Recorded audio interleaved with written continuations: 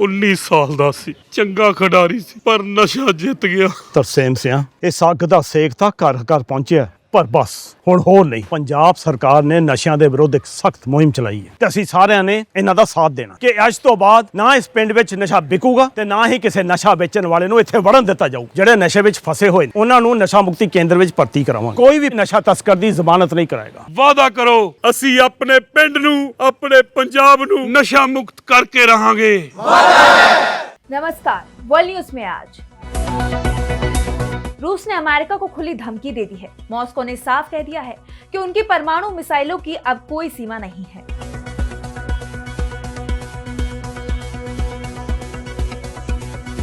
रूस की धमकी के बाद अमेरिका और रूस के बीच जंग का खतरा बढ़ता जा रहा है। ये धमकी ऐसे वक्त पर आई है जब रूस यूक्रेन युद्ध को लेकर अमेरिका और रूस के अधिकारियों के बीच मॉस्को में बातचीत होने जा रही है।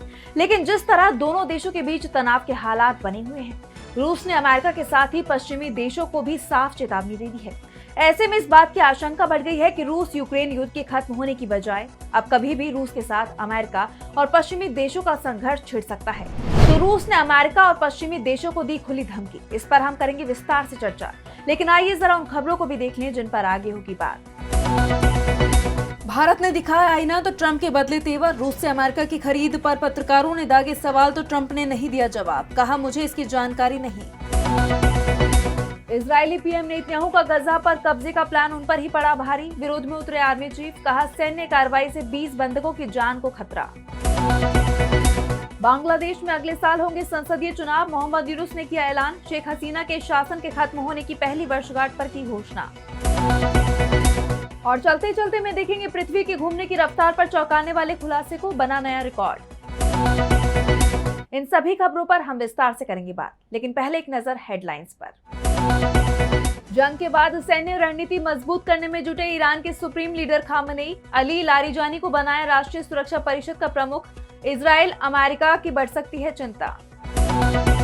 पाकिस्तान में चुनाव आयोग ने पूर्व पीएम इमरान खान की पार्टी पीटीआई को दिया बड़ा झटका। संसद के दोनों सदनों के विपक्ष के 9 नेता अयोग्य करार।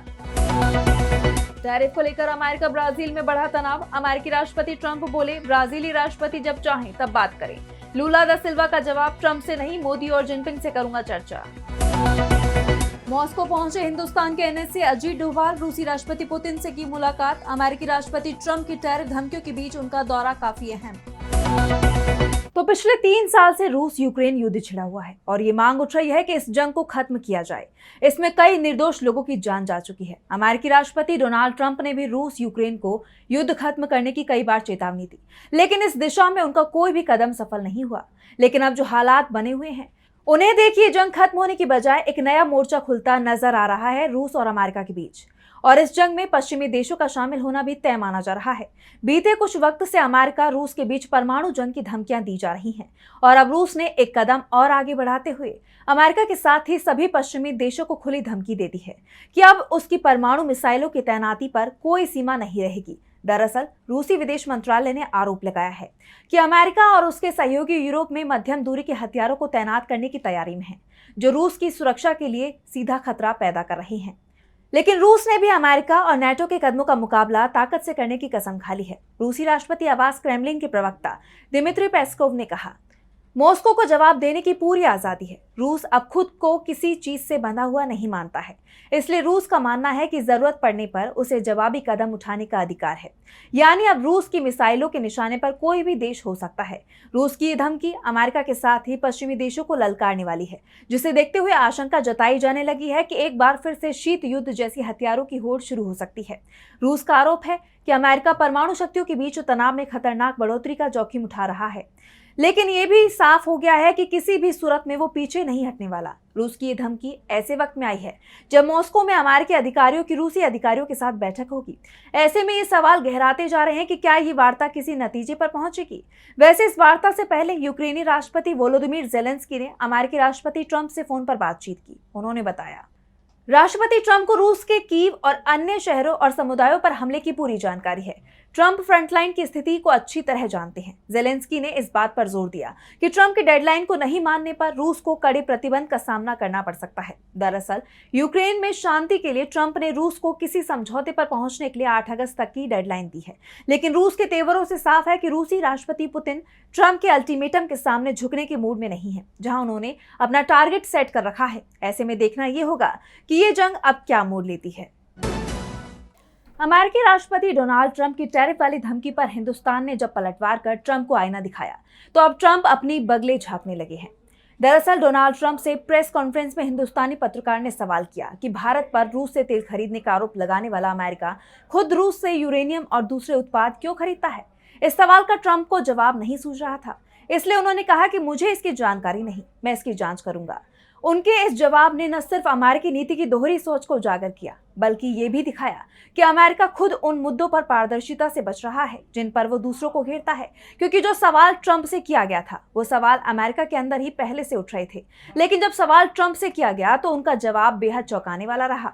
इसके साथ ही सवाल उठ रहे हैं कि क्या डोनाल्ड ट्रंप हिंदुस्तान पर टैरिफ लगाकर बहुत बड़ी गलती कर रहे हैं, क्योंकि ट्रंप के हालिया रवैये को लेकर यूएन में अमेरिका की पूर्व राजदूत निक्की हेली ने आलोचना की है। हेली ने चेतावनी दी कि हिंदुस्तान जैसे सहयोगी देश पर भारी टैरिफ लगाना न सिर्फ भारत अमेरिका संबंधों को नुकसान पहुंचाएगा, बल्कि ये रणनीतिक रूप से गलत कदम होगा। दरअसल 4 अगस्त को डोनाल्ड ट्रंप ने हिंदुस्तान पर रूस से तेल आयात करने का आरोप लगाते हुए कहा कि भारत रूसी तेल खरीदकर मुनाफा कमा रहा है, इसलिए 24 घंटे में भारत पर भारी टैरिफ लगाए जाएंगे।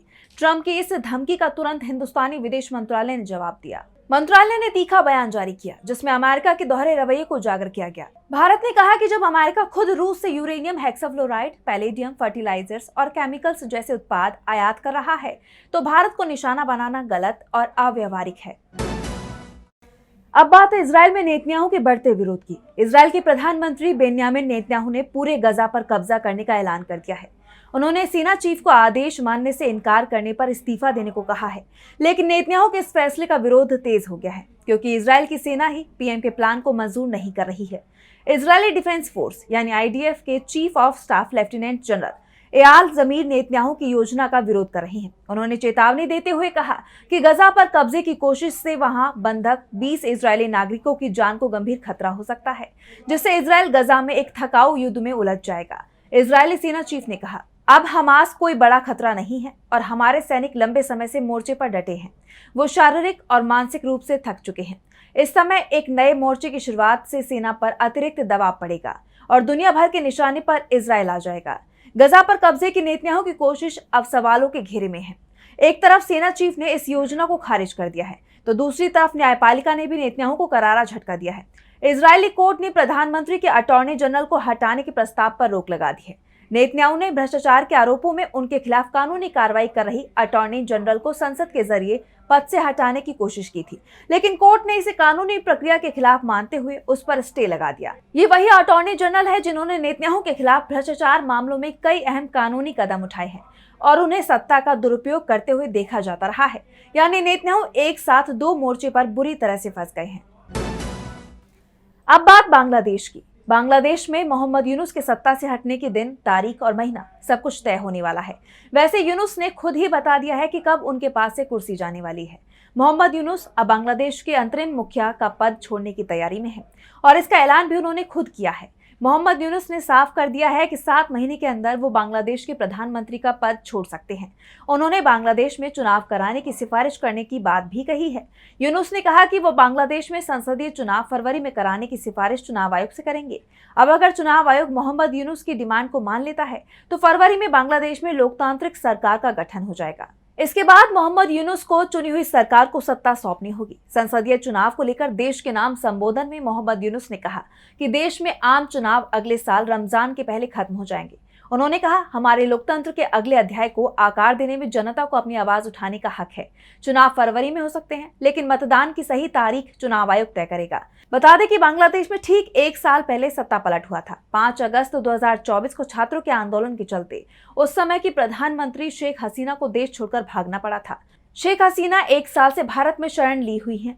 शेख हसीना के बांग्लादेश छोड़ने के बाद अंतरिम सरकार का गठन हुआ, जिसके मुखिया मोहम्मद यूनुस बने। मोहम्मद यूनुस के हाथ में कमान आने के बाद उन्होंने ऐलान किया था कि देश में चुनाव सुधार होंगे और जल्द ही चुनाव कराए जाएंगे। लेकिन बाद में यूनुस चुनावों को टालते चले गए, जिसके खिलाफ बांग्लादेश में सियासी दल एकजुट हो गए। यूनुस पर दबाव बनाया गया क्योंकि उन्होंने 2025 के अंत तक चुनाव कराने की बात कही थी, जिसके बाद यूनुस दबाव में आते दिखाई दिए, लेकिन बाद में वो अपनी बात से पलटी मार गए। पर सियासी दलों के बढ़ते दबाव के बीच अब उन्होंने फरवरी 2026 में बांग्लादेश में आम चुनाव कराने की सिफारिश करने का ऐलान कर दिया है।